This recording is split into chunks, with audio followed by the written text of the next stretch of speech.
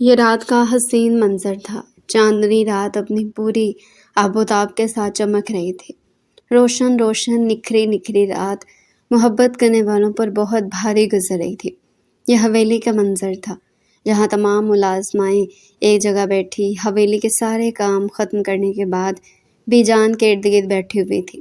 وہ انہیں کل کے بارے میں بتانے والی تھی۔ کل ان کی اکلوتی بیٹی کا نکاح تھا اور اس نکاح کے تمام انتظامات انہیں مکمل کرنے تھے۔ ارے ماہی، میں تو تمہیں کہنا ہی بھول گئی کہ حویلی کا جو سب سے بڑا اسٹور روم ہے نا، وہاں ایک کپڑوں کا بڑا سا تھیلا رکھا ہوا ہے، وہ لے کر آؤ۔ ابھی وہ استری کرنا باقی ہے اور اسے تہ لگا کر سمن کے جہیز میں روانہ کرنا ہے۔ ماہی جو دوپٹے کے حالے میں اپنا خوبصورت چہرہ لیے چاندنی رات کو تک رہی تھی، ایک دم سے بی جان کی آواز پر انہیں دیکھنے لگی۔ کیا ہوا؟ میں تمہیں کہہ رہی ہوں، تم نے میری بات سنی ہے نا؟ وہ 18 سال کی کم عمر ترین ملازمہ تھی جو 3 دن پہلے حویلی پہنچی تھی۔ جی میں جا رہی ہوں۔ اس نے فوراً سے اٹھ کر اپنے خوبصورت سفید پیروں میں چپل ڈالی اور خرامہ خرامہ چلتی ہوئی حویلی کے پچھلے جانب بنے اسٹور روم کے پاس جانے لگی۔ اسٹور روم پہلی منزل پر سیڑھیاں چڑھنے کے بعد پہلے دروازے پر موجود تھا۔ ابھی اس نے سیڑھیوں پر قدم رکھا ہی تھا کہ شدید اندھیرے میں اسے اپنے پیچھے کسی سائے کا احساس ہوا۔ ایک دم سے وہ پلٹی۔ اس کا دل زور سے دھڑکا۔ اس نے اپنے سینے پر ہاتھ رکھا اور اپنی دھڑکن کو قابو کرنے میں ناکام رکھی۔ کون ہے؟ اسے شدید خوف کا احساس ہوا، لیکن پھر جب کسی کا کوئی جواب موصول نہیں ہوا تو اس نے سر جھٹک کر آگے کی طرف قدم بڑھا دیے۔ یہ بی جان کا حکم تھا، وہ انہیں ٹال بھی نہیں سکتی تھی۔ بی جان اس حویلی کی مالکن تھی جو سردار عزیر کی والدہ بھی تھی۔ اس نے جلدی سے زینے طے کی اور اسٹور روم کے اندر جانے لگی کہ اچانک سے کسی نے اس کا ہاتھ پکڑا اور ایک دم سے اسے ایک اندھیرے کمرے میں دیوار سے لگا دیا۔ وہ چیخنے لگی تھی کہ کسی نے اس کے منہ پر ہاتھ رکھ کر اس کی چیخوں کو دبا دیا۔ وہ اچھی طرح محسوس کر سکتی تھی وہ ہاتھ مردانہ ہاتھ ہے۔ بس انجانے شخص کی گرفت میں مچلنے لگی۔ چھوڑے مجھے، کون ہے آپ؟ اس شخص کا ہاتھ اس کے منہ پر ہنوز رکھا ہوا تھا۔ پھر بھی اس نے بولنے کی کوشش کی۔ چھوڑ ہی تو نہیں سکتا نا، یہی تو خرابی ہے۔ گمگیر مردانہ آواز کی سرگوشی اس کے کان کے پاس ابھری تو اس اندھیرے میں بھی اس کی آنکھیں پھٹی کی پھٹی رہ گئی۔ اندھیرا اتنا زیادہ تھا کہ ہاتھ کو ہاتھ سجھائی نہیں دے رہا تھا۔ میرا چین، میرا سکون برباد کر کے مجھ سے کہتی ہیں کہ مجھے چھوڑ دیں۔ ایسے کیسے چھوڑ دوں جبکہ میرا سکون آپ کے پاس ہی غریبی رہ گیا ہے۔ اس آواز میں اس قدر مدہوشی تھی کہ ایک لمحے کے لیے اس کا دل اسے ایسا لگا جیسے پسلی توڑ کر باہر نکل آئے گا۔ اسے اس انجان شخص کی سانسیں اپنے چہرے پر محسوس ہو رہی تھی، گویا وہ اس کے بے حد قریب تھا۔ میں نے کچھ نہیں کیا ہے۔ اس کی آنکھوں میں بے تحاشا آنسو بھرے۔ اسی دوران ہوا سے کھڑکی کھلی اور اس کمرے کی کھڑکی میں چاند کی روشنی چھن کر اندر آئی۔ اس روشنی میں اس نے پلکیں اٹھا کر خوفزدہ نظروں سے سامنے کی طرف دیکھا تو اس کے پیروں تلے سے زمین نکل گئی۔ سردار جی، آپ؟ وہ اسے پہچان گئی تھی۔ وہ کوئی اور نہیں بلکہ حویلی کا سردار عزیر تھا جس نے اس کے منہ پر ہاتھ رکھ کر اسے اس کمرے میں کھینچا تھا۔ مجھے جانے دیں پلیز، وہ رونے لگی۔ سردار نے آہستہ آہستہ کر کے اس کے ہونٹوں سے ہاتھ ہٹایا اور اپنی گہری نگاہیں اس کے چہرے پر جما دی۔ اس کی نظر مسلسل اس کے چہرے کا طواف کر رہی تھی۔ ایک ہاتھ اس نے دیوار کے ساتھ لگایا ہوا تھا اور دوسرے ہاتھ سے اس نے ماہی کو کمر سے پکڑ رکھا تھا۔ اپنا ہاتھ ہٹا دیں، خدا کا واسطہ ہے آپ کو، وہ بلک کر کہنے لگی۔ سردار جیسے ایک دم سے ہوش میں آیا۔ اس کی آنکھوں سے سفید موتی جیسے آنسو نکلتے دیکھا تو چند قدم پیچھے ہٹا۔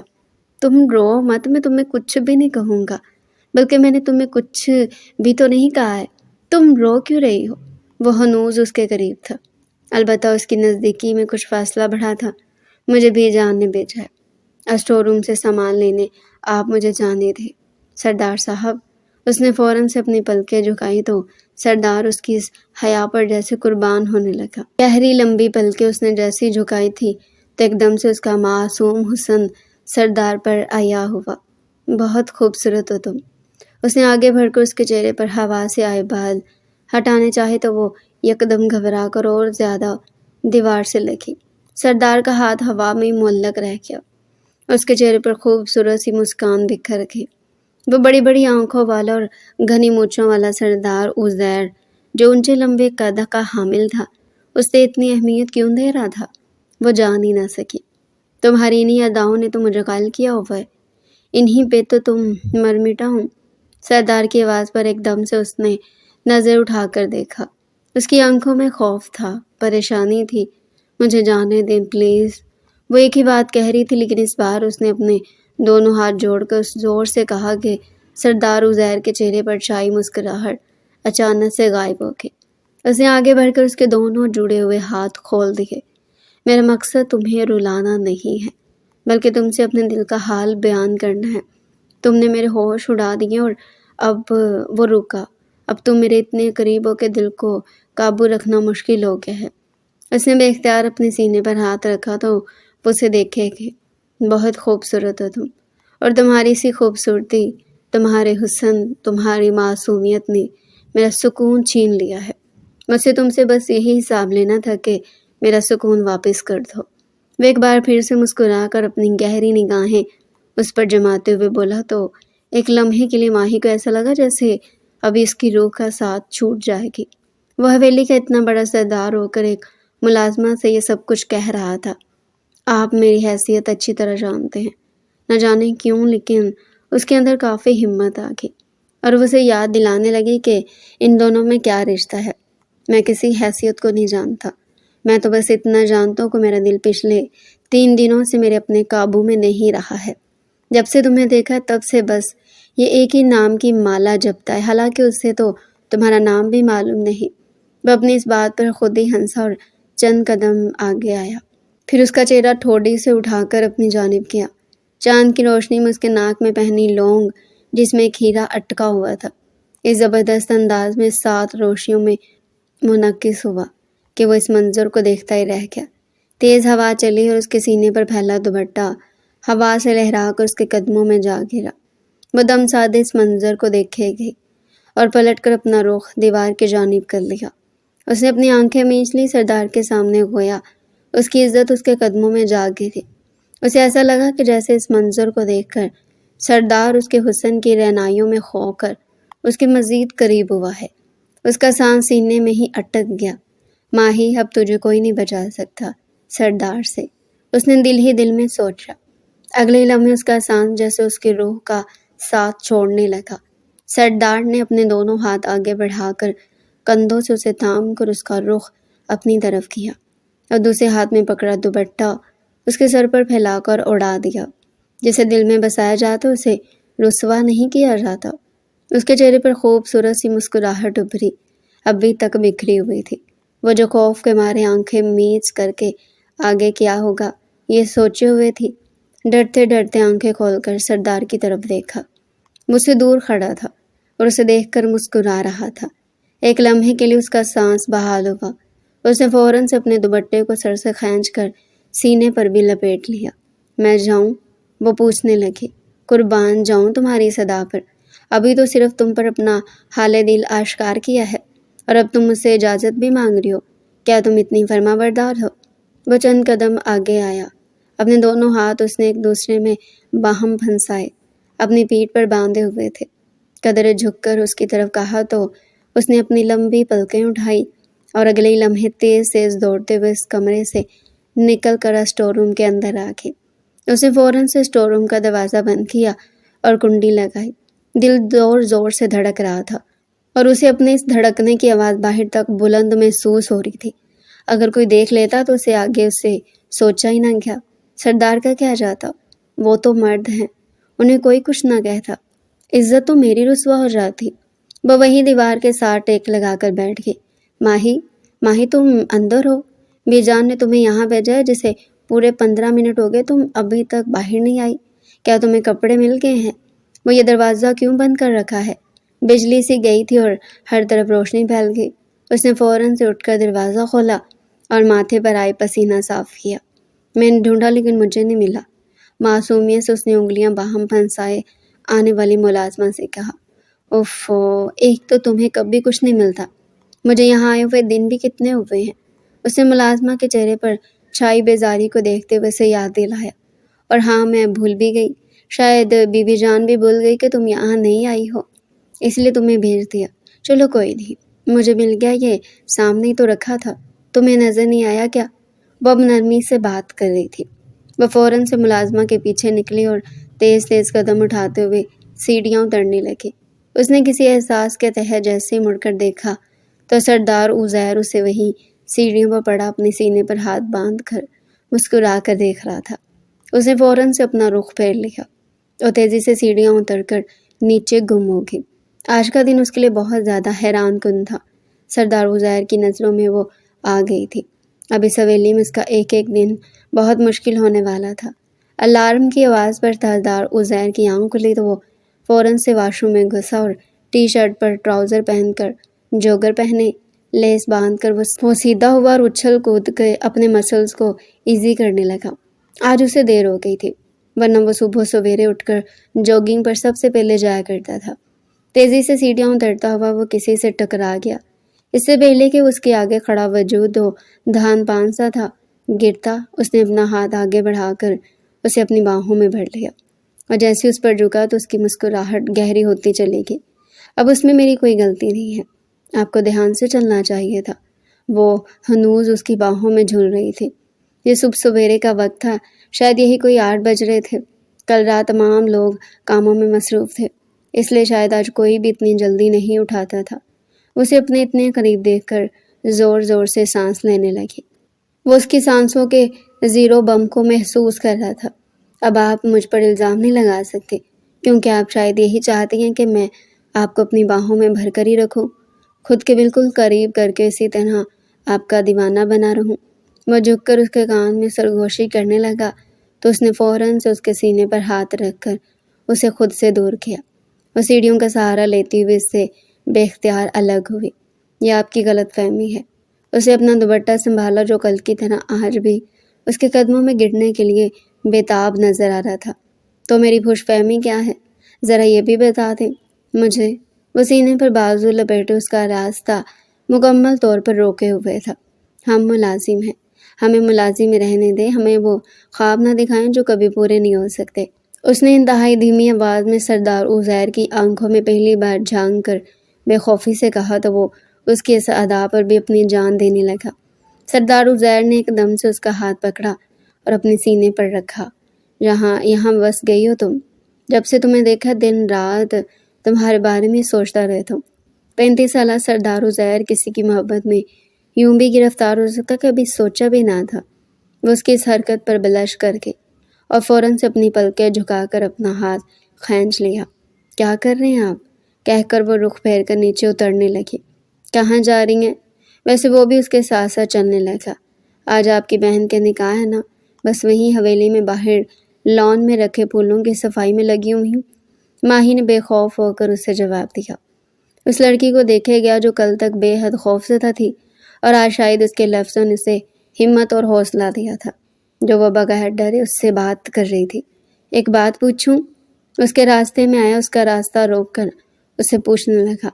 وہ نظر اٹھا کر اس کی آنکھوں میں دیکھنے لگی۔ ایک دن میں ایسی تبدیلی کہاں سے آ گئی؟ سردار عزیر سے تو یہاں سب ڈرتے ہیں، تم بھی ڈرتی تھی، پھر اچانک یہ بے خوفی کیسے؟ اس کے سوال پر ماہی کے ماتھے پر پسینے پھوٹ پڑے۔ ساری رات میری آنکھوں میں ہی کٹی ہے، اس خوف سے کہ اب ہر لمحہ آپ کے سامنے خود کو بے خوف ظاہر کرنا ہے، اور آپ کے سوال نے لمحوں میں مجھے دوبارہ سے خوف کی دہلیز پر لا کھڑا کیا ہے۔ وہ ٹھہر ٹھہر کر اپنی نظریں بار بار جھکا کر اپنی انگلیاں مروڑ کر اسے آہستہ آہستہ جواب دینے لگی۔ اس کے جواب پر بے ساختہ اس کا کہکا بلند ہوا تھا۔ اسی دوران وہ بھاگ کر حویلی کے لان میں آ گئی اور پودوں کو پانی دینے لگی۔ وہاں پائپ سے پانی جاری تھا جو پودوں کو صاف کر رہا تھا۔ وہ ٹکٹکی باندھے سینے پر بازو لپیٹے اسے دیکھتا رہا۔ یہ منظر پہلی بار دیکھ رہا ہوں۔ گلاب کا پھول دوسرے گلابوں کو پانی دے رہا ہے۔ اس کے تبصرے پر اس کے ہاتھ لرزے، وہ اسے قدرے دور ہوئے۔ عزیر بیٹا، کیا ہوا ہے؟ آج یہاں ہی کھڑے ہو؟ صبح کے 9 بجے اور تم جوگنگ کے لیے نہیں گئے؟ کہیں سورج غلط سائڈ سے تو نہیں نکل آیا؟ آج بھی جان آہستہ آہستہ قدم اٹھاتی ہوئی اس کے پاس پہنچی تو وہ ایک دم سے پزل ہوا۔ اور یہ اتنے خوش کیوں دکھائی دے رہے ہو؟ کیا لاٹری نکل آئی ہے؟ ان کی بات سن کر وہ ہنسا نہیں، لیکن یوں ہی سمجھے کہ لاٹری نکل آئی ہے، پر ابھی آپ کو بتاؤں گا نہیں کہ وہ کیا ہے، بہت جلد آپ کو بتا دوں گا۔ پر ابھی کافی وقت ہے، پہلے اس لاٹری کو تو پتہ چلے کہ وہ میرے نام نکلی ہے۔ وہ بہکی بہکی باتیں کرنے لگا۔ بے جان کو تو اس کی ذہنی صحت متاثر ہوتی ہوئی دکھائی دی۔ تم ٹھیک تو ہو نا؟ ورنہ صبح کبھی تمہیں اتنا مسکراتے ہوئے نہیں دیکھا۔ تمہارے چہرے پر 12 بج رہے ہوتے ہیں۔ حویلی کا ہر شخص تم سے دور بھاگتا ہے کہ صبح صبح سردار عزیر کے منہ نہیں لگنا، ورنہ اگلے 15 دنوں تک ہمیں کوستے ہی رہیں گے۔ اور آج یہ تبدیلی کیسے؟ اچانک سے ان کی نظر وہاں کھڑی ماہی پر پڑی، جو چپ چاپ ان کی باتیں سنتے ہوئے اپنے دوپٹے کو بار بار ٹھیک کرتے ہوئے پودوں کو پانی دے رہی تھی۔ آپ کیا چاہتی ہیں آپ کا بیٹا ہمیشہ خڑوس ہی رہے؟ اب اگر وہ ہنس بول رہا ہے، صبح صبح موڈ بھی بہتر ہے، تو پھر مسئلہ کیا ہے؟ اس کے چہرے پر مسلسل مسکراہٹ بکھری ہوئی تھی اور اس کی نگاہیں ماہی پر جمی ہوئی تھی، لیکن وہ بات اپنی بی جان سے کر رہا تھا۔ ماہی، تم یہاں کیا کر رہی ہو؟ بی جان نے اس کی موجودگی کو محسوس کیا تو فوراً سے اس سے پوچھا۔ سمینہ باجی نے مجھے کہا تھا کہ لان میں تمام پودوں کو پانی دے دینا، بہت زیادہ مٹی ہو رہی ہے، کل رات کو جو طوفان آیا تھا نا، اس وجہ سے۔ وہ پائپ ایک طرف رکھ کر ادب سے سر جھکائے کہنے لگی، تم اندر جاؤ۔ بی جان کے چہرے پر چھائی سنجیدگی دیکھ کر اسے اندازہ ہوا کہ انہیں کوئی بات بری لگی ہے۔ وہ فوراً سے اندر کی طرف چلے گئی۔ تمہیں پتہ ہے سردار، تمہیں یہاں کسی جوان ملازمہ کے پاس کھڑا دیکھ کر اس حویلی کے لوگ کچھ بھی سمجھ سکتے ہیں۔ چچی کو تم جانتے ہو نا، بات کا بتنگڑ بنا دیں گی، تمہیں اس بات کا اندازہ ہونا چاہیے۔ وہ جو ماہی کو گھر کے اندر تک جاتا دیکھتا رہا، بی جان کی بات پر مڑ کر انہیں دیکھنے لگا۔ مجھے کسی کی کوئی پرواہ نہیں ہے بی جان، اور پھر تیز تیز قدم اٹھاتا ہوا جوگنگ کرتے ہوئے سڑک پر نکل گیا۔ آپ نہیں جانتے کہ میں اس لڑکی کی محبت میں پور مبتلا ہوا ہوں۔ میں اسے کسی حال میں نہیں چھوڑ سکتا۔ میں بہت جلد آپ کو اس کے لیے راضی کر لوں گا۔ ابھی تو محبت شروع ہوئی ہے۔ میں اس محبت کے سمندر میں ڈوبنا چاہتا ہوں اور اس کے بعد اسے اپنی زندگی میں اپناؤں گا۔ بس صحیح وقت کا انتظار ہے مجھے۔ اس نے آسمان کی طرف دیکھتے ہوئے خود سے خود کلامی کی۔ وہ واقعی میں صحیح وقت کا انتظار کر رہا تھا۔ سردار عزیر جو پوری حویلی میں مغرور مشہور تھا، اس کے دل میں محبت نے ایسا اثر کیا کہ وہ سر سے لے کر پیر تک بدل گیا۔ لیکن کیا سچ میں اس کی محبت اسے مل جائے گی؟ کیا اس کی منزل اسے حاصل ہوگی یا پھر وہ خالی دامن رہ جائے گا جیسے کچھ بھی معلوم نہ تھا؟ خان بابا، ذرا بات سننا۔ وہ جوگنگ سے واپس آیا تو خان بابا اسے حویلی کے گیٹ پر دکھائی دیے۔ بس حویلی کے سب سے پرانے ملازم تھے۔ ہاں سردار جی کہیے۔ وہ ادب سے آہستہ آہستہ کر کے ان کے پاس آئے اور ان سے پوچھنے لگے، یہ ہماری حویلی میں تھوڑی دیر پہلے جو پودوں کو پانی دے رہی تھی ملازمہ، یہ کون ہے؟ یہ نئی لگ رہی ہے، اس کا چہرہ پہلے میں نے کبھی نہیں دیکھا، کہیں آپ انہیں جانتے ہیں؟ وہ ٹہر ٹہر کر سوچتے ہوئے ان سے پوچھنے لگا کہ مبادہ انہیں شک نہ ہو جائے۔ ارے وہ ماہی بیٹیا کی بات کر رہے ہیں آپ؟ وہ ماہی بیٹیا اصل نام اس کا ماہ نور ہے۔ وہ میری ایک رشتہ دار کی بیٹی، انہوں نے ہی اسے میرے ساتھ یہاں بھجوایا۔ میں نے بی جان سے اس کے گھر کے حالات بتائے تو وہ فوراً سے اس کو رکھنے کے لیے راضی ہوگی۔ اچھا ویسے کہاں رہتی ہے وہ؟ کچھ اندازہ ہے آپ کو؟ آپ کو تو معلوم ہوگا نا، آپ کے ساتھ ہی آئی ہے۔ ہاں بیٹا، کوئی دوسرے شہر میں رہتی ہے۔ آپ کو کوئی کام ہے؟ اگر کوئی مدد وغیرہ کرنی ہے تو آپ مجھے بتا دیں، میں اس کے والد صاحب تک رقم پہنچا دوں گا۔ وہ سردار عزیر سے کہنے لگا تو سردار عزیر نے نفی میں سر ہلایا۔ نہیں ایسی کوئی بات نہیں ہے، مجھے مدد کرنی ہوگی تو میں اسے ہی دے دوں گا۔ میں بس ایسے ہی پوچھ رہا تھا، سوچ رہا تھا حویلی میں ویسے ہی اتنے ملازم ہیں، خیر ہے بس اتنا ہی پوچھنا تھا۔ آخر سردار عزیر کو بھی تو حق ہے نا کہ حویلی کے ملازموں کا حساب رکھے۔ آخری بات اس نے مذاق میں کہی اور خان بابا کے کندھے پر ہاتھ رکھا۔ وہ حیرت سے اسے دیکھنے لگے۔ پہلے کبھی اس نے کبھی ملازموں کے بارے میں کوئی حساب کتاب نہیں پوچھا تھا، لیکن اب خاص طور پر اس کے بارے میں پوچھنا اور پھر اس کا مزاج اتنا خوشگوار، یہ دو الگ الگ اور متضاد باتیں تھیں۔ خان بابا نے بخوبی اس بات کو نوٹ کیا، لیکن خاموش رہ گیا کہ سردار عزیر کے مزاج کی کوئی خبر نہ تھی۔ کبھی وہ اچھا ہوتا تو کبھی بہت اچھا بن جاتا، اور پھر اگر برا بنتا تو پھر اس سے برا کوئی بھی نہ ہوتا۔ پورے دن میں وہ اسے کہیں بھی نظر نہ آئی، اور وہ ویسے بھی شادی کے ہنگاموں میں مصروف ہو گیا۔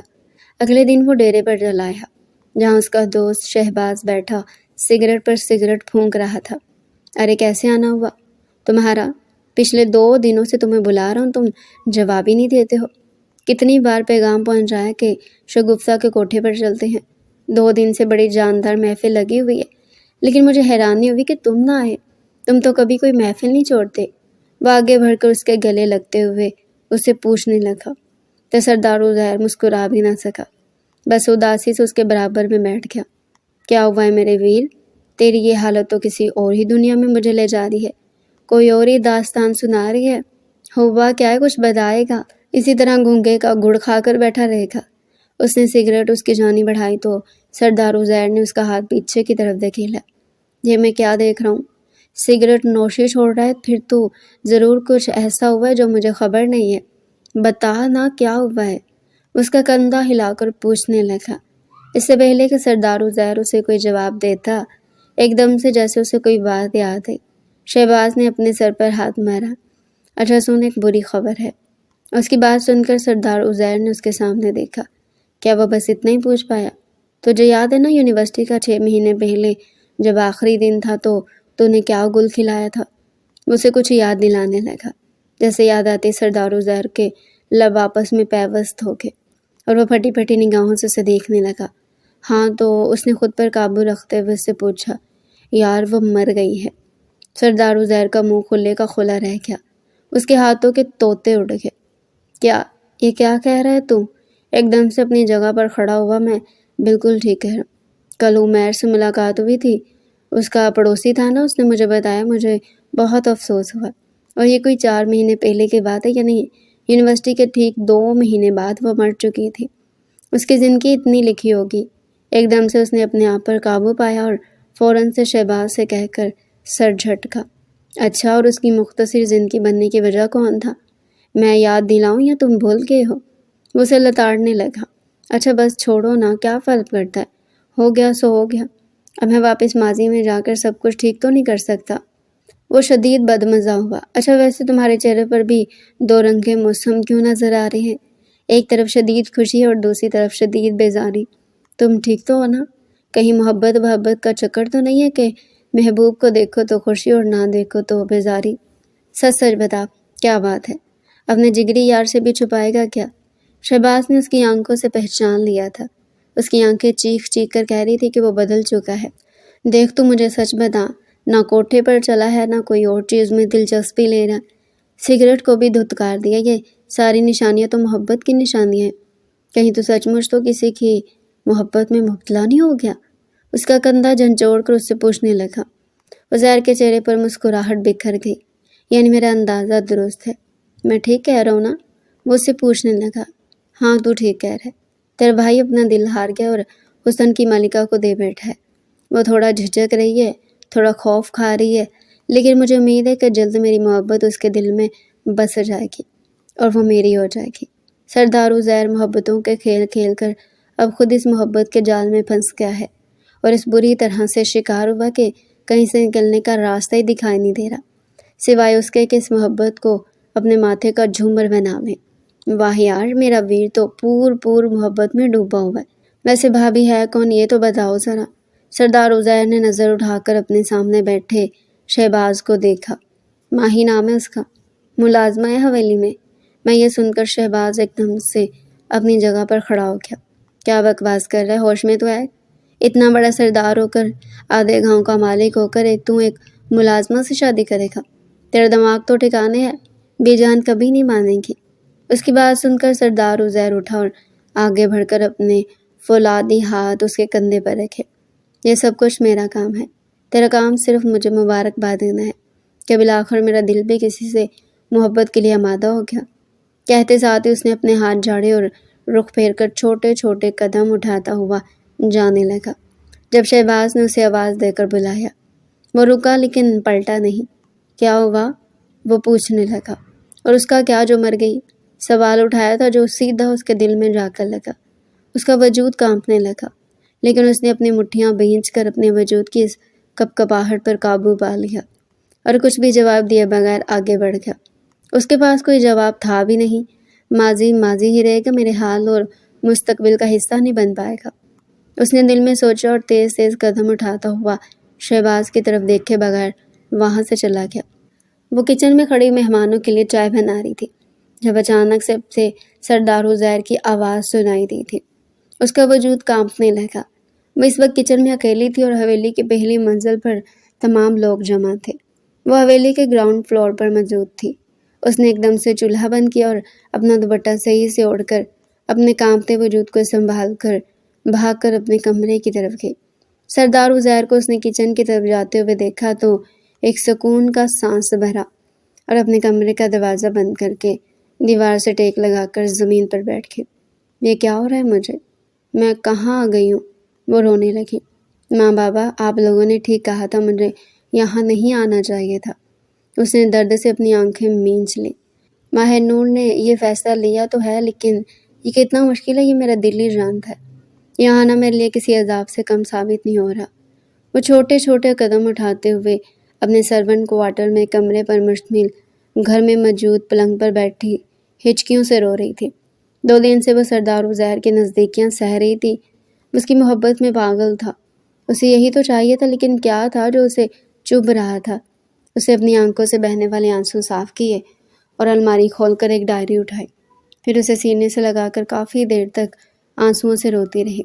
اس کی ہتھیلی بھیگ چکی تھی۔ اس نے وہی پلنگ پر بیٹھ کر اس ڈائری کو کھولا۔ آج میری زندگی کا سب سے اہم دن ہے۔ ماہر کو بھی بتایا، وہ بھی خوش ہوگی۔ آج تو میرے دل کی حالت بدلی ہوئی ہے۔ اسے صفحے پر رقم پر یہ تحریر پڑھی اور پھر صفحہ پلٹ دیا۔ اس نے میری محبت کا جواب محبت سے دیا اور میں آج ایک سرشاری کی کیفیت میں پورا دن گزار رہی ہوں۔ یقین ہی نہیں آتا کہ وہ مجھ سے محبت کا اظہار کرے گا۔ اس نے ڈائری میں لکھی اس تحریر پر اپنا ہاتھ پھیرا اور رونے لگی۔ صفحے پلٹتے گئے اور وہ ماضی میں کھوتے گئے۔ کافی صفحے پلٹتے گئے اور وہ ایک تحریر پر آ کر رکے۔ وہ مجھے دھتکار چکا ہے۔ وہ مجھے جواب تک نہیں دیتا۔ میں یہ غم کس کو بتاؤں؟ میں تو اس کی محبت میں مبتلا ہو چکی ہوں اور وہ مجھے برباد کر کے جا چکا ہے۔ اب میرے سامنے 2 ہی راستے ہیں، یا ان حالات کا مقابلہ کروں یا موت کو گلے لگا دوں۔ یہاں ماہر نور کی ہچکیاں بند گئیں اور پھر ڈائری ختم ہوگی۔ صفحات بھی اور شاید زندگی بھی۔ ماہر کے ساتھ ساتھ اس کے خاندان کی زندگی بھی ختم ہوگی۔ ایک بہت بڑا دکھ ان کی زندگی میں آیا۔ وہ سرد رات اسے ابھی بھی یاد تھی۔ ٹھنڈے موسم میں کچن میں برتن دھوتے ہوئے جب وہ اندر کمرے میں آئی تو سامنے موجود شخصیت چکرا کر گر رہی تھی۔ کیا ہوا ہے تمہیں؟ وہ بھاگ کر دوڑتی ہوئی اس کے پاس آئی اور اسے تھام لیا۔ مجھے معاف کر دینا، امی سے بھی کہنا مجھے معاف کر دیں، اور بابا سے کہنا میں ان سے نظریں ملانے کے قابل نہیں ہوں۔ اس کے ہاتھ میں ایک لفافہ تو اسے وہ تھامے ہوئے تھے۔ ماہر نے آگے بڑھ کر اسے ہوش دلانے کی کوشش کی۔ آہستہ آہستہ نیم غنودگی کی کیفیت میں جا رہی تھی۔ امی، بابا، وہ اسے وہیں چھوڑتی ہوئی دوڑتے ہوئے اپنے والدین کے پاس پہنچی۔ باجی کو نہ جانے کیا ہو رہا ہے۔ اس کے بوڑھے والدین دوڑتے ہوئے وہاں آئے، لیکن تب تک بہت دیر ہو چکی تھی۔ ماں نے پتھرائی ہوئی آنکھوں سے اس کے ہاتھ میں موجود لفافے کو دیکھا اور جھک کر کے لفافہ اٹھایا، اسے چیک کیا۔ اندر جو کچھ بھی لکھا ہوا تھا اس کے پیروں تلے سے زمین نکالنے کے لیے کافی تھا۔ وہ پھٹی پھٹی نگاہوں سے زمین پر لیٹے بے جان وجود کو دیکھنے لگی جو اس دنیا سے گزر چکا تھا۔ نہ جانے کتنی اذیت اس نے سہی تھی اور وہ تمام لوگ اس کی اذیت سے بے خبر تھے۔ وہ ڈائری سینے سے لگائے زاروں کی طرح رو رہی تھی۔ اسے ارد گرد کا ہوش نہ تھا۔ وہ ماضی سے نکل کر دوبارہ اپنے حال میں پہنچ گئی، جہاں وہ اس حویلی میں آ کر اپنے والدین کو سپورٹ کرنے لگی۔ سب کچھ بدل چکا تھا، کچھ بھی پہلے جیسا نہیں رہا، اور وہ اتنی دور یہاں حویلی میں موجود سردار عزیر کی نزدیکیاں سہ رہی تھی۔ اس نے فوراً سے اپنے آنسو صاف کیے، کیونکہ اس کے کمرے کا دروازہ بجا تھا۔ اگر وہ اسی طرح بار بار اپنے کمرے میں آ کر روتی رہی تو اسے اس حویلی سے نکال دیا جائے گا، اور وہ کسی قیمت پر بھی اس حویلی سے نکلنا نہیں چاہتی تھی۔ کون ہے؟ اس نے اپنی آواز کو نارمل کرتے ہوئے پوچھا۔ کیا ہو گیا ماہر؟ تمہاری طبیعت ٹھیک نہیں ہے؟ چائے چولہے پر رکھے، لیکن چولہا بند پڑا ہوا ہے اور تم خود بھی وہاں موجود نہیں ہو۔ سمینا آنٹی اس کے سر پر پہنچ کر اسے ڈانٹنے لگی۔ معاف کیجیے گا، سر میں بہت درد ہو رہا تھا، اس لیے یہاں آنا پڑا۔ چولہا میں نے بند کیا، چائے آدھی پک چکی تھی، میں دوبارہ جا کر پکا دیتی ہوں۔ وہ فوراً سے بھاگ کر کچن میں آئی۔ اسے ڈر تھا کہ سمینا آنٹی نے اگر اس کی آنکھوں میں جھانک لیا تو پھر ان کے نہ ختم ہونے والے سوالات کا سلسلہ شروع ہو جائے گا، اور وہ ہرگز برداشت نہیں کر سکتی تھی۔ بات سنو تم میری۔ سمینا آنٹی اس کے پیچھے چلے آئی تو اس کا سانس اس کے سینے میں اٹک گیا۔ جی، وہ مڑ کر ادب سے اپنے سر پر تو بٹا جمائی ان سے پوچھنے لگی، چائے بن جائے تو سب سے پہلے سردار عزیر کے لیے ایک بڑے سے مگ میں ڈال کر ان کے کمرے میں پہنچا دینا۔ انہوں نے یہ آرڈر دیا تھا، اس لیے میں تمہارے کمرے میں آئی، ورنہ چائے تو میں خود بھی پکا سکتی تھی۔ انہوں نے اس کے سر درد کے خیال سے کہا، لیکن اسے حقیقت بھی بتا دی۔ کیا میں جا کر پہنچاؤں؟ میں پکا دوں گی، لیکن آپ پلیز کسی اور سے کہہ دیں۔ آپ جانتی ہیں نا میرا سر درد کبھی۔ آنٹی نے غصے سے اس کی طرف دیکھا۔ میں یہاں تمہاری طرح ملازم ہوں، اس لیے جو کہا ہے نا وہی کرنا پڑے گا۔ یہ سنتے اس کے ہوش اڑے اور کپ کپاتے ہاتھوں کے ساتھ اس نے چائے مگ میں بھری۔ چائے کئی بار چھلک کر اس کے ہاتھ پر گری، لیکن اسے درد کا احساس بھی نہ ہوا، کیونکہ اب جو کچھ اسے برداشت کرنا تھا وہ ان تمام چیزوں سے بہت اوپر تھا۔ ماہی، تم بہت غلطیاں کر رہی ہو، اب جلدی سے جاؤ، یہاں کھڑی ہو کر میرا منہ کیا دیکھ رہی ہو؟ جاؤ جلدی۔ سردار عزیر نے پچھلے 20 منٹ سے کہا ہوا ہے اور وہ زیادہ صبر نہیں کرتے۔ غصہ آتا تو سامنے والے بندے کی نانی اسے یاد دلا دیتے ہیں، تم یہاں کھڑی کھڑی میرا منہ کیا دیکھ رہی ہو؟ اور یہ کام کیوں کر رہی ہو؟ تمہیں پل سرات سے گزرنے کا کام تھوڑی دی ہے۔ چلو جاؤ جلدی کرو، شاباش، باقی میں دیکھ لوں گی۔ اتنا تو کر ہی سکتی ہو نا، ورنہ سردار کے عذاب کا شکار صرف تم نہیں ہوگی، میں بھی ہوں گی، جنہیں انہوں نے یہ پیغام دیا تھا۔ سمیرہ آنٹی نے بڑبڑاتے ہوئے اسے ڈپٹا تو وہ ایک دم سے ہوش میں آئی، کپ ٹرے میں سجایا اور ٹرے اٹھا کر سیڑھیاں چڑھ کر سردار عزیر کے کمرے کی طرف بڑھنے لگی۔ اس کا ایک ایک قدم بہت بھاری ہو رہا تھا، جس پر ایک بہت بھاری بوجھ موجود تھا، اور اسے بھاری بوجھ ہر حال میں اٹھانا تھا۔ اس نے گہرا سانس بھرا اور اپنے ہاتھ میں موجود ٹرے کو دوسرے ہاتھ میں شفٹ کر کے دروازہ بجایا۔ 2-3 بار بجانے کے بعد بھی جب دروازہ نہ کھلا تو اس نے آہستہ سے دروازے کو دھکا دیا۔ دروازہ کھلتا چلا گیا۔ ماہ نور اندر آ گئی۔ اسے دیکھا کمرہ خالی اور کوئی بھی نہیں ہے۔ فوراً سے سائڈ ٹیبل پر ٹرے رکھی اور جیسے جانے کے لیے مڑی تو کسی کے چوڑے شانوں سے ٹکرائی۔ وہ کوئی اور نہیں سردار عزیر تھا، جو اس کے بالکل سامنے کھڑا اس کے ہوش اڑا رہا تھا۔ اتنی بھی جلدی کیا ہے بھاگنے کی؟ ویسے آپ جب بھی گرتی ہیں نا، سنبھالنے کے لیے میں ہی موجود ہوتا ہوں۔ شاید آپ کو مجھ پر اب بھروسہ ہونے لگا ہے کہ میں جہاں موجود ہوں وہاں آپ کو تھام لوں گا، گرنے نہیں دوں گا۔ وہ لڑکھڑا کر پیچھے ہوئی تو اس نے فوراً سے اسے اپنے ہاتھوں سے تھاما۔ وہ سیدھی ہو کر اس کی باتوں کے جادو میں کھونے لگی۔ اگلے ہی لمحے وہ ہوش میں آئی اور سردار عزیر کے بائیں طرف سے نکل کر جیسے ہی جانے لگی تو اس نے اس کا ہاتھ پکڑ لیا۔ اس کی کلائی سردار عزیر کے فولادی ہاتھوں میں مقید تھی۔ چھوڑے مجھے، جانے دے، ماہ منمنائی۔ ایک جھٹکے سے سردار عزیر نے اسے کھینچ کر اپنے مقابل کیا۔ اس کے اتنے قریب تھا کہ اسے اپنی گردن پر اس کی گرم سانسیں محسوس ہونے لگی۔ تم مجھے ابھی اسی وقت ایک بات کا جواب دو۔ وہ گھمگیر لہجے میں اس کا چہرہ اپنے مقابل کیے اس کے بالکل نزدیک کھڑا پوچھنے لگا۔ ماہی کی دھڑکن دھک دھک کرتی اسے سنائی دے رہی تھی۔ سردار عزیر کا ایک ہاتھ اس کی کمر پر تھا اور اس نے دوسرے ہاتھ سے اس کی کلائی تھام رکھی تھی۔ تمہارے بغیر میرا جینا اب دشوار ہونے لگا ہے۔ ہر پل تمہاری طلب ہوتی ہے۔ اس طلب کو اب مجھے مٹانا ہے تو مجھے بتاؤ، میرے نکاح میں آنا پسند کرو گی؟ اس نے ایک جھٹکے سے نگاہیں اٹھا کر اس کی طرف دیکھا۔ یہی وہ لمحہ تھا جو اس کی زندگی میں آنا ضروری تھا، اور وہ لمحہ آ گیا تھا۔ وہ فوراً سے پلکیں جھکا گئی۔ حیا کی لالی اس کے پورے چہرے پر بکھر گئی۔ یہ کیسے ممکن ہے؟ آپ سردار اور میں ملازمہ۔ کچھ بھی مت کہو، بس مجھے ہاں یا نہ میں جواب دو کہ سردار عزیر کی بے تابیوں کو پناہ ملے اور اسے سکون حاصل ہو۔ اس نے اپنی انگلی اس کے نازک پنکھڑی سے لبوں پر رکھی تو وہ تڑپ اٹھے۔ اس کی بے تابیوں، اس کی نزدیکیاں سہنا اس کے لیے بہت مشکل ہوتا جا رہا تھا۔ ایک لمحے کے لیے ماہ نور کو اپنا سانس بند ہوتا ہوا محسوس ہوا۔ بتاؤ نا، چپ کیوں ہو؟ مجھے کیوں مشکل میں ڈال رہی ہو؟ تم فیصلہ سناؤ تو میں ابھی کے ابھی فیصلہ کر لوں گا۔ سردار عزیر کی بات کو کوئی نہیں ٹال سکتا، لیکن سردار عزیر تمہارے سامنے منتیں کر رہا کہ تم اپنا فیصلہ سناؤ۔ میں تمہاری مرضی کے بغیر تمہیں اپنی زندگی میں شامل نہیں کر سکتا۔ تمہاری مرضی میرے لیے اب سب کچھ بن چکی ہے۔ وہ دھیرے دھیرے اس کے کان میں سرگوشی کرنے لگا۔ اس کے دل میں جگہ بنا رہا تھا اور وہ آنسو بہاتی بند آنکھوں سے اس کا خطرناک مستقبل دیکھ رہی تھی، جس کی نظروں سے اوجھل تھا۔ یہ کیسے ممکن ہے؟ اس نے دھیرے سے کہا اور اس سے دور ہونے کی کوشش کی، لیکن وہ اسے کسی طور چھوڑنے کے لیے تیار نظر نہیں آ رہا تھا۔ ہاں یا نہ؟ اس نے اس کا بازو تھاما اور اسے اپنے اور قریب کیا۔ ماہ نور تڑپنے لگی۔ مجھے چھوڑ دیں پلیز، اس نے ایک بار پھر سے التجا کی۔ میں تمہیں چھوڑ دوں گا کیونکہ میں تمہیں اپنانا چاہتا ہوں۔ تم مجھے جواب تو دو۔ وہ بے بس دکھائی دینے لگی۔ پہلی بار اس نے سردار عزیر کی آنکھوں میں اداسی چھائی دیکھی جو نہ جانے کیوں اس کے دل کو بھی بے پناہ دکھ پہنچا رہی تھی۔ ہاں، اس نے اگلی لمحے فوراً سے کہا تو سردار عزیر کے چہرے پر بے پناہ خوبصورت مسکراہٹ بکھر گئی۔ اس نے دوسری لمحے اسے چھوڑا اور پھر دوبارہ سے اس کی کلائی پکڑ کر اس کمرے میں لے جانے لگا۔ یہ آپ مجھے کہاں لے جا رہے ہیں؟ اس کے بال کھل چکے تھے اور اس کا دوپٹہ اس کے شانے پر لٹک رہا تھا۔ مجھے جانے دے، ایسا مت کریں۔ وہ بلکنے لگی کیونکہ وہ اس کا ارادہ جان چکی تھے۔ میرے لیے اب تمہارے بغیر ایک لمحہ بھی گزارنا ناممکن سا ہے۔ وہ کہتے ہوئے اسے ایک ہاتھ سے گھسیٹ رہا تھا اور وہ اپنی پوری کوشش کر رہی تھی کہ وہ اس کی گرفت سے آزاد ہو کر اپنے کمرے میں جا کر بند ہو جائے، کیونکہ جو قیامت اب آنے والی تھی وہ اس کے لیے ہرگز بھی تیار نہ تھے۔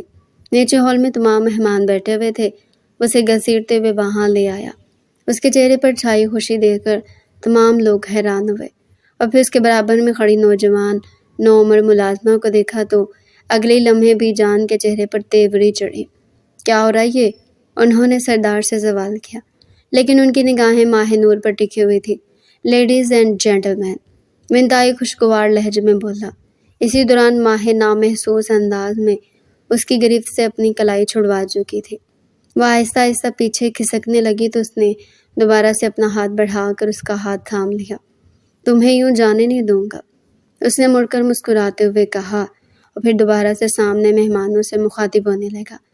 چند سال پہلے سے امی میرے پیچھے پڑی ہوئی ہیں کہ میں شادی کر لوں، اور شاید یہ وہی وقت ہے کہ جب میں تمام لوگوں کو اپنا فیصلہ سناؤں کہ سردار عزیر نے اپنا جیون ساتھی منتخب کر لیا ہے۔ اس کی بات پر تمام لوگوں نے ایک دوسرے کی طرف حیرانی بھری نگاہوں سے دیکھا۔ کیا کہہ رہا تھا اور اسے ملازمہ کا ہاتھ کیوں تھاما ہوا تھا؟ لیکن اگلے لمحے ان پر بجلی گر پڑی جب انہوں نے سردار عزیر کے الفاظ سنے۔ میں نے اپنے جیون ساتھی کے طور پر ماہ نور کو چنا ہے اور میں چاہتا ہوں کہ وہ میری جیون ساتھی بنے۔ اس مقصد کے لیے کل بہن کے ولیمے کے ساتھ میں نکاح کرنا چاہتا ہوں۔ ماہ نور نے شرشتر ہوتی نگاہوں سے سردار عزیر کی طرف دیکھا، جسے تمام لوگوں کے سامنے بیوی کی حیثیت سے متعارف کروا رہا تھا اور اگلے دن نکاح کے لیے راضی کر رہا تھا۔ تمہارا دماغ تو خراب نہیں ہو گیا؟ اب یہ نیا مذاق ہے کیا؟ ہر وقت مذاق نہیں ہوتا عزیر، اس کی والدہ نے بلند آواز سے کہا تو وہ مسکرا کر دیکھنے لگا۔ بی جان کی قہر آلود نگاہیں ماہ نور پر ٹکی ہوئی تھی۔ آپ جانتے ہیں کہ سردار عزیر کسی سے مذاق نہیں کیا کرتا، اور یہ سچ ہے، حقیقت ہے۔ شادی کی تیاریاں شروع کر دیں، کل میرا ماہے کے ساتھ نکاح ہے اور مجھے اس نکاح سے کوئی نہیں روک سکتا۔ ماہے تم کمرے میں جاؤ۔ اس سے پہلے کہ وہ اسے کمرے میں بھیجتا، بی جان نے آگے بڑھ کر ماہے کا ہاتھ تھاما۔ تم ایسے نہیں جا سکتی۔ بہت اچھا کھیل کھیلا ہے تم نے، محض ایک ہفتے کے دوران تم نے بیٹے بیٹے کو اپنا دیوانہ کر دیا۔ کیسا جادو ہے یہ؟ یہاں موجود تمام کنواری لڑکیوں کو بھی سکھاؤ نا، تاکہ سب اس سے فائدہ اٹھا سکے اور اپنے اپنے گھروں کی ہو جائیں۔ بی جان نے بلند آواز سے اس کی اس قدر بڑی بے عزتی کی کہ وہ رونے لگی۔ سردار عزیر کے لیے یہ ناقابل برداشت تھا۔ امی، خدا کا واسطہ ہے، میرے ہونے والی بیوی کے لیے آپ اپنے منہ سے یہ الفاظ مت نکالیں۔ اس نے آگے بڑھ کر اس کا ہاتھ بی جان کے ہاتھ سے چھڑایا اور اسے کمرے میں جانے کا کہا۔ اسے لگے ہاتھوں یہ بھی بتا دو کہ کون سے کمرے میں جائے، تمہارے یا اپنے؟ بی جان یہ کہتے ہوئے نخوت سے رخ موڑ کر چلے گئے۔ لیکن وہ جانتا تھا کہ کل اس کی ہدایت کے مطابق نکاح کا سارا انتظام ہو جائے گا۔ وہ اپنے بیٹے سے بہت محبت کرتی تھی اور اس کی کوئی بات انہوں نے بچپن سے رد نہ کی تھی، تو آج کیسے یہ ہو سکتا تھا؟ وہ تمام لوگوں کی نگاہوں کی پرواہ نہ کر کے اس کے پیچھے چلا آیا۔ تم رو کیوں رہی ہو؟ رونا تو مجھے چاہیے، ناراض تو میری ماں ہوئی ہے۔ اس کے برابر میں بیٹھا تو وہ پیچھے کھسکی، اس کی اس احتیاط پر ہنسنے لگا۔ چند ساعتوں کی ہی تو بات ہے، پھر تو میری دسترس میں ہوگی اور تمہیں مجھ سے کوئی دور نہیں کر سکتا۔ اس نے اس کا ہاتھ تھاما اور اسے سمجھانے لگا، یہ شادی کیسی ہوگی؟ کوئی بھی تو راضی نہیں ہے، لیکن آپ اتنے پرسکون کیوں ہو؟ اس کے سوال پر اسے دیکھ کر رہ گیا۔ میں پرسکون ہوں کیونکہ میں نے تم سے سچی محبت کی ہے۔ پہلی بار سردار عزیر نے کسی سے سچی محبت کی ہے۔ اس نے آگے بڑھ کر اس کے بال کان کے پیچھے کیے اور اسے اپنی محبت کا یقین دلانے لگا۔ تم کچھ بھی نہ کرو، بس سکون سے سو جاؤ، کیونکہ کل رات میں تمہیں سونے نہیں دوں گا، میری ملکیت جو بن جاؤ گی تو۔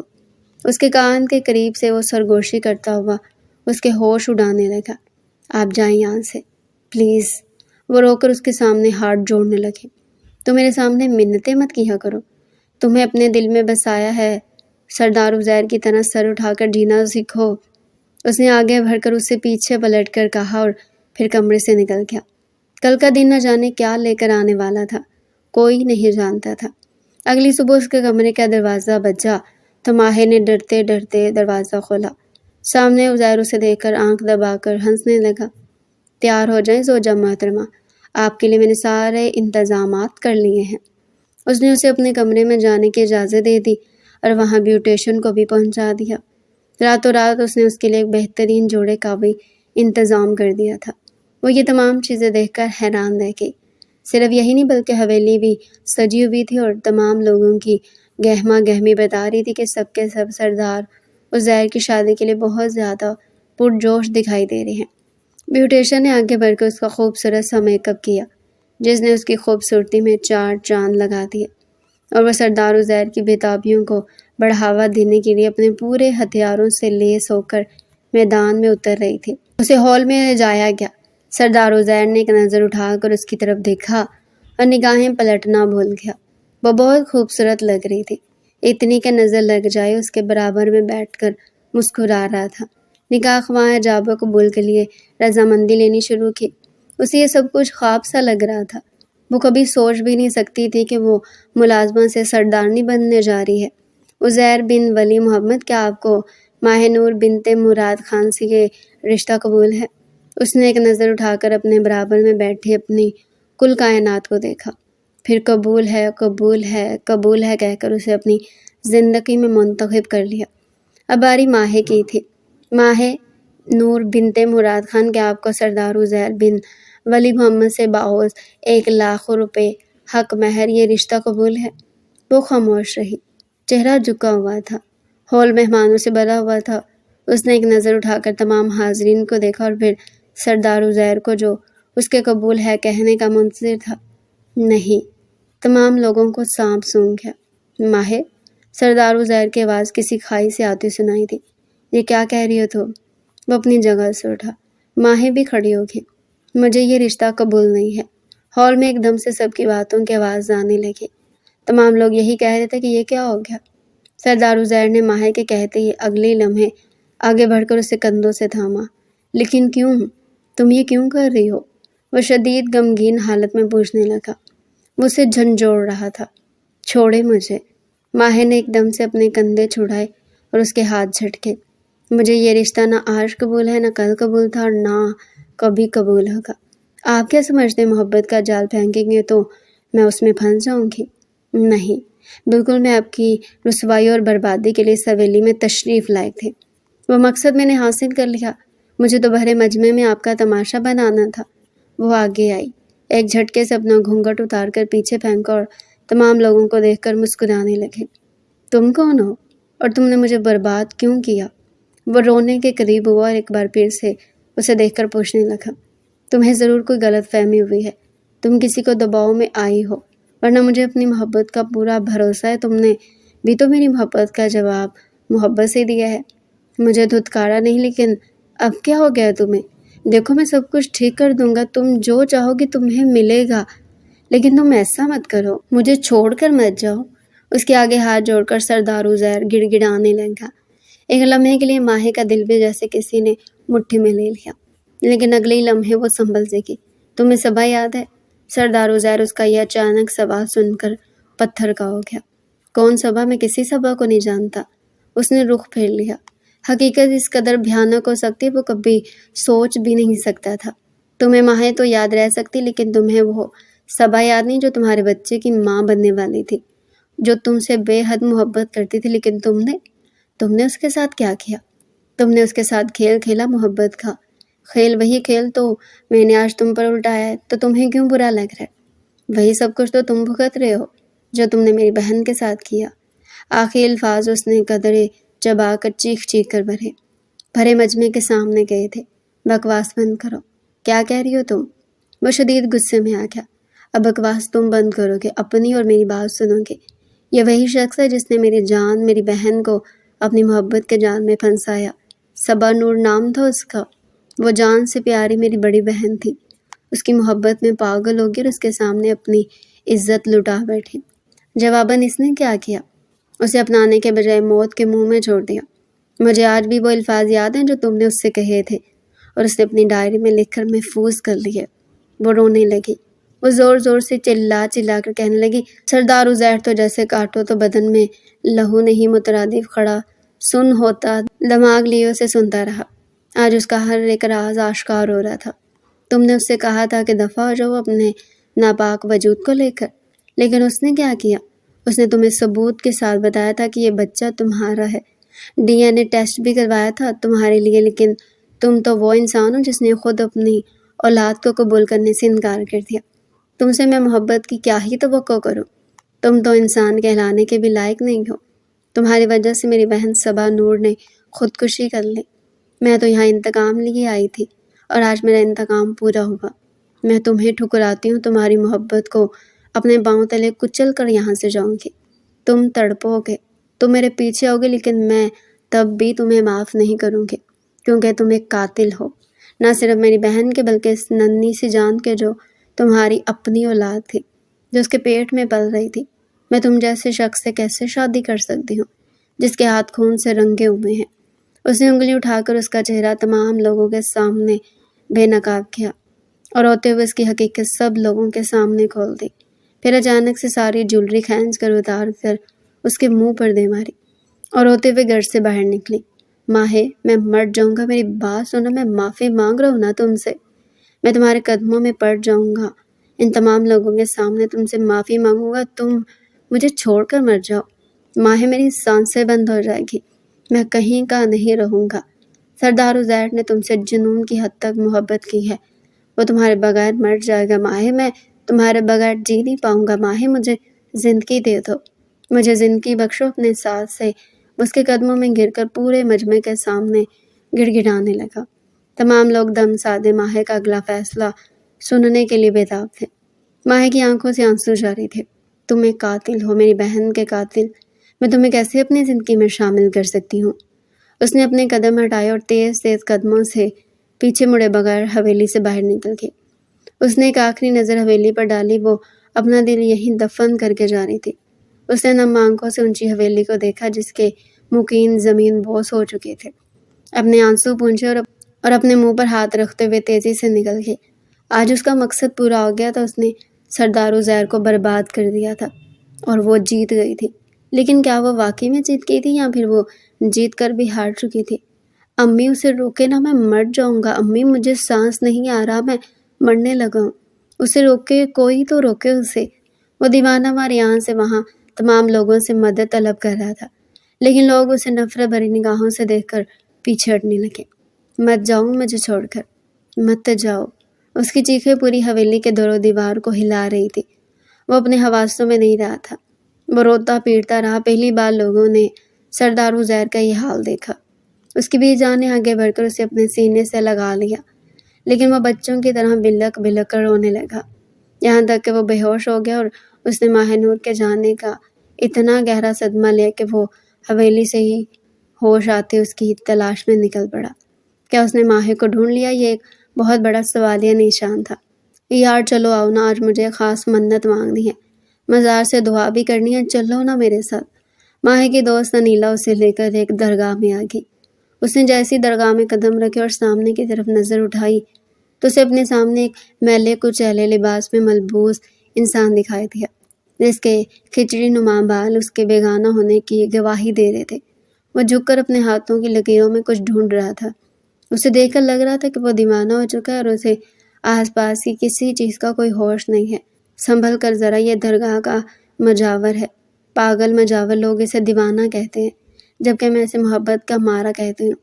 یہ عشق کا مارا لگتا ہے، اس کی شکل تو دیکھو، صاف گواہی دیتی کہ کسی اچھے گھرانے سے ہے۔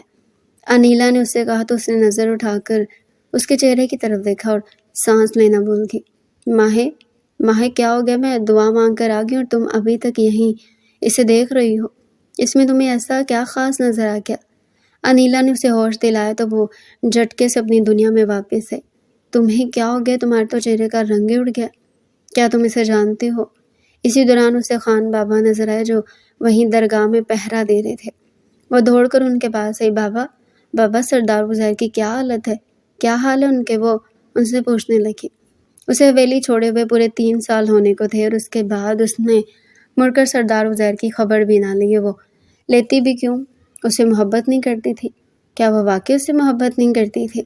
اس نے کبھی بھی اپنے دل کو ٹٹول کر اس بات کا جواب ڈھونڈنے کی کوشش ہی نہ کی کہ بیٹیا تم نے اس کے ساتھ جو کچھ کیا، میں یہ نہیں کہتا وہ غلط تھا، لیکن وہ اپنے ہوش و حواس کھو بیٹھا ہے۔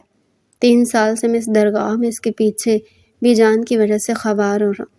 وہ یہیں رہتا ہے تمہیں یاد کر کے بس آسمان کی طرف روتا رہتا ہے۔ وہ دیوانہ ہو چکا ہے، سب کچھ بھول چکا ہے، مٹی ہو چکا ہے تمہارے عشق میں۔ اس نے خود کو فنا کر دیا۔ تم دیکھ رہے ہو نا اس کی حالت؟ یہ عشق مجازی سے عشق حقیقی کی طرف سفر کر رہا ہے، اور بس اب یہی اس کا محور ہے۔ اور یہی ہوتا ہے کبھی کبھی اس کی متلاشی نگاہیں جسے تمہیں تلاش کرتی، لیکن اب یہ دوبارہ کبھی نارمل زندگی نہیں گزار سکے گا۔ اس کا بہت علاج کروایا جا چکا، لیکن یہ یہیں آتا اور ٹھہر جاتا ہے۔ اسے یقین ہے کہ تم اس سے ضرور ملو گی۔ دیکھو اس کا یقین کتنا پختہ تھا، کیا تم اس سے ملنا چاہو گی تاکہ اسے قرار مل سکے؟ ماہی کی ہچکیاں بند گئی۔ اسے ایسا لگا جیسے ساتوں آسمان اور زمین اس کے اوپر اپنے پورے وجود کے ساتھ آ گرے ہوں اور وہ ان کے بوجھ تلے دبتی چلی جا رہی ہو۔ بیٹیا ایسا نہ کرو، وہ انسان ہے، اسے معاف کر دو۔ خدا بھی تو معاف کر دیتا ہے نا، جاؤ جا کر اسے اپنی زندگی دو۔ بے شک زندگی دینے والا تو اللہ ہے، لیکن اس کی زندگی تمہارے ہاتھوں سے اسے ملنے لکھی ہے۔ جاؤ بیٹا اسے امر کر دو۔ ماہی نے ششدر نگاہوں سے خان بابا کی طرف دیکھا۔ پچھلے 3 سال سے وہ یہاں اس کی تلاش میں آتا تھا، اپنے ہوش و حواس کھو بیٹھا تو اسے یہ بھی یاد نہیں تھا کہ وہ تو ایک بڑا سردار تھا، سردار عزیر جس کے آگے کوئی کچھ بھی نہیں کہہ سکتا۔ اور آج اس کی حالت کیا ہو گئی تھی؟ ماہی نے نگاہیں اٹھا کر ایک نظر اس کی طرف دیکھا۔ وہ ابھی تک اپنی ہاتھوں کی لکیروں میں کچھ تلاش کر رہا تھا۔ اس کی آنکھیں بار بار نم ہو رہی تھی۔ خان بابا آپ بس اسے اتنا کہیے گا کہ ماہی تمہیں معاف کر چکی ہے، وہ تمہیں معاف کرنے کے لیے یہاں آئی تھی۔ وہ کہتے ساتھ ہی وہاں رکی نہیں اور تیز تیز قدموں سے روتے ہوئے منہ پر ہاتھ رکھ کر اپنی ساری چیخوں کو دباتے ہوئے وہاں سے نکل پڑی۔ انیلا کو بھی پیچھے چھوڑ دیا، اس کی بھی پرواہ نہ کی، لیکن جاتے جاتے اس نے ایک نظر خان بابا کی طرف ڈالی جو آہستہ آہستہ اپنی زبان میں سردار عزیر کو نہ جانے کیا کہہ رہے تھے کہ وہ تالیاں بجانے لگا، رونے لگا، ہنسنے لگا اور پھر اٹھ کر گول گول سرور بھرا رقص کرنے لگا۔ یہ وہی رقص تھا جو وجدان پیدا کرتا تھا۔ معاف کر دیا نا اس نے مجھے، دیکھا میرا عشق سچا تھا۔ وہ آئی تھی نا یہاں، میں جان گیا تھا وہ آئی ہے، پر وہ ملنا نہیں چاہتی تھی، نہیں ملی وہ۔ خان بابا کا چہرہ اپنے ہاتھوں میں لیے روتے ہوئے کہنے لگا۔ وہاں موجود ہر شخص اس کی حالت دیکھ کر خون کے آنسو رو رہا تھا، لیکن وہ اب ہمیشہ ہمیشہ کے لیے اپنے عشق کے باعث امر ہو چکا تھا۔ اسے معافی مل گئی تھی اور شاید یہی اس کی منزل تھی۔ ماہی وہاں سے رخصت ہوگی، اس نے 3 سال بعد بھی شادی نہیں کی تھی۔ وہ واضح اشارہ تھا کہ عشق کی آگ برابر لگی ہوئی تھی، بس اسے کوئی بجھا نہ سکا بلکہ خود ہی جل کر کندن بن گئے۔ تو پیارے ریڈرز، یہ تھا ہمارا آج کا انٹرسٹنگ ناول۔ اگر آپ مزید ایسے ہی پیارے پیارے اور انٹرسٹنگ ناول ہمارے چینل پر ڈیلی سننا چاہتے ہیں تو چینل کو سبسکرائب کریں، ویڈیو کو لائک کریں اور کمنٹ سیکشن میں اپنی رائے لازمی دیں۔